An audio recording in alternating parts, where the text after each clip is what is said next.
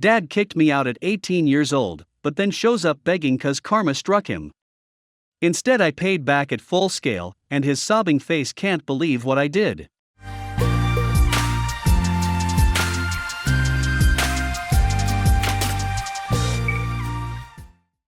Background: I grew up as a foster child. My last foster home, which I went to when I was 16, was with John and Jane, fake names. They had me do house chores and take care of my foster siblings while they ran their store, which was attached to the home, and would sometimes even have me work there as well. They wouldn't pay me, so I'd just take money from the cash register every now and then. Probably took out $1,000 over the course of almost 2 years. Sometime when I was 17, Jane had a garage sale while I was at school, and among the things she sold was my suitcase, which I was very attached to. To make up for it, on my 18th birthday John gave me a new suitcase, but also the news that they were kicking me out that day because they would no longer be paid for keeping me around and no longer had to.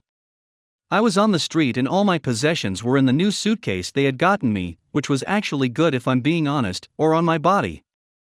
I had a really crappy young adulthood, couch surfing and later getting a car and sleeping in it, and they refused to help me in any way every time I attempted to contact them. I called them from payphones every once in a while, but they'd hang up and tell me I'm no longer welcome at their home. I managed to turn my life around over the years, but it was certainly not easy, and I consider myself successful. A few years after I moved out, I learned my Jane passed away. I didn't attend the funeral, but left a flower at her grave to see if that'd help me close the chapter of my life. I hadn't said a word to my John ever since, but had sometimes spoken to my other foster parents since I had nothing but gratitude towards them. That is, until last week, when John apparently learned where I lived and also had my number, and told me he was coming over next Wednesday via voicemail. I suspect one of my other foster parents told him. We exchanged Christmas cards, so they had my address. The store had been going downhill ever since Jane passed away, and it finally went bankrupt. He sold the house, paid off the mortgage and the debts, but didn't have much else to live on. So, here's where I may be a massive a-hole. I ordered masks, warm blankets, gloves, socks, a first aid kit, some other things, and put them all in the suitcase, the same one, along with about $1,000 in cash, and put it outside my door when I saw him coming. I refused to let him in, ignored as he banged on my door, and threatened to call the police until he went away. I could hear him crying sitting at my door for a while, so was I, but he went away. I haven't told anyone else this happened yet, so I haven't had anyone else say anything, but I feel conflicted. On the one hand, he was an absolute piece of crap, and I feel nothing for him, but contempt. On the other hand, I could have been the bigger person and done more to help him. I could have taken him in and afforded his expenses without putting my financial well-being at risk. Am I the a-hole for not taking him in? We have reached the end of the story. Let's listen to some of the comments by our Reddit listeners. Comment 1. He got your address from another foster parent from your past. If that person had seen that he'd magically become a better person with reasonable boundaries, he wouldn't have ended up on your doorstep. But you also didn't give him the same treatment he gave you. You treated him better than he treated you. Comment 2. The two situations aren't comparable, honey. He and his wife committed to taking care of a child, and when they were no longer paid for doing so, they kicked the child out. Someone who needed support and a safe place to be. They benefited from money meant for you and your labor, and then rescinded their care when the money stopped.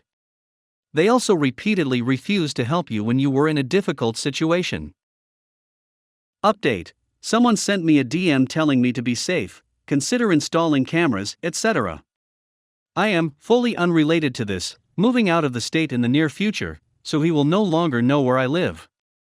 I also have security cameras and reinforced windows and doors due to a break-in while I was at home years ago when I lived in a pretty rough neighborhood, so I feel safe here. But thank you very much for your concern. That was a very valid point, fortunately already covered in that regard. My dad did something a man would never do to his best friend, and soon his new GF started offending my family. I took action and taught them a lesson they will never forget. So, my dad had an affair with his best friend's wife, let's call her Jane. She claimed she was pretty much in love with my father, and of course her husband didn't know. I found out because once I got a Facebook Messenger message from a fake account telling me that my father was smacking his best friend's wife. I actually didn't care, my parents have been divorced since 2005. The problem was that someone unknown was sending my mother text messages, telling her to leave my father alone, and many offensive things. We let it slide for a while, but then those anonymous text messages became a daily thing. We confronted my dad and he confessed that he was sleeping with Jane, but he said she was not the one sending the messages.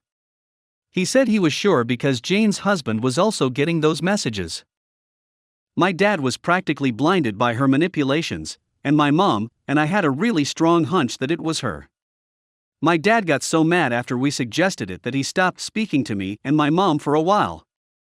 I also got mad, but much more offended because he would not believe me. I had no reason to lie to him. Still, I let all that slide. But then, I got another anonymous message offending me, telling me I was just like my mother, and that's why my boyfriend had dumped me, and that we would be alone for the rest of our lives, and things like that. Then I got really mad. I went to the cyber police, is a thing where I'm from, and they tracked the source of the anonymous messages. It turns out that it was her, and she was also sending her husband messages because she was so desperate for the truth to come out so she could be with my father. Although I think that just confronting her husband would have been better, what she really wanted was to distance my father from me and my mom. She was messing with my family, so I decided to mess with hers, and sent the proof to her husband and her sons that she was behind the anonymous messages, and that she was, in fact, sleeping with my dad.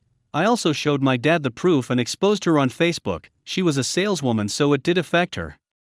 Her sons and her husband were so mad at her, she had to move out of her house, and my dad broke up with her as well. She was left alone, but I feel like that's what she deserved. Husband lost it when I said his children are not getting my money with my will. My husband Jack and I married later in life. We were both in our 50s. It was a second marriage for both of us. He has 3 children. I don't have any biological children, but I am still very close to my former stepson Thomas that I helped raise. We were both very well off financially, Jack more than me. Jack owned his own business and was upfront that he intended that business to be left to his children. We signed a prenup before our wedding that basically said we each get to keep what we brought into the marriage. We kept our finances separate, though we both contributed to a joint account for household expenses, which we split 50-50ths. We did our wills at this time. Jack left everything to his children, and I left mine to Thomas. We were both aware of what the other had done, and we were fine with it. Jack's business went under about 4 years ago. He was desperate to keep the business going and poured all his savings into it. The business had been his grandfather's and then his father's, and he was determined to be able to hand it down to his children. He ended up losing almost everything. He was completely devastated. Standard of living wise, not much changed except that I am paying 100% of household expenses. I love him and I am fine with this. I had a health scare about a month ago where I realized that if I passed away, Jack would be left with nothing as my will gives everything I own to Thomas. I told Jack that I was planning to change my will.